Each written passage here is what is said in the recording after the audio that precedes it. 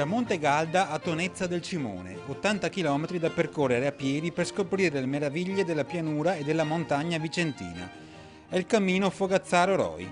Intitolato allo scrittore vicentino Antonio Fogazzaro e al pronipote Giuseppe Roi, mecenate di arte e cultura, l'itinerario accompagna il corso del Bacchiglione prima e del Timonchio poi, attraversando la città del Palladio e toccando 16 comuni.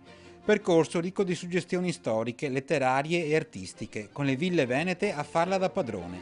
Villa Fogazzaro, La Rotonda, Villa Valmarana, solo per citarne alcune. Il taglio culturale è estremamente marcato.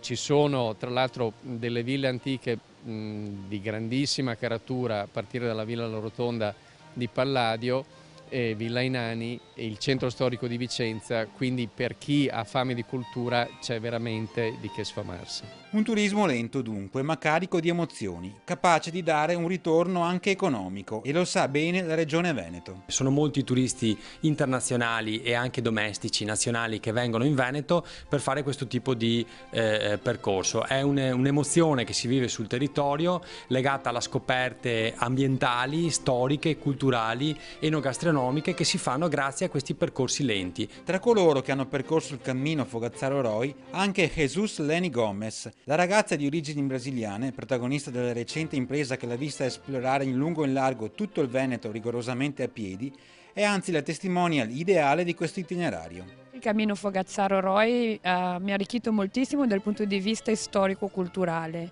che è quello che mi ha suscitato l'interesse di scoprire il nostro territorio stesso, no? Perché poi non si parlava solo di paesaggi, non si parlava solo che c'è e ce l'abbiamo tanto, ma anche la parte artistico-culturale, le ville fogazzariane, sono delle cose, dei gioielli incredibili.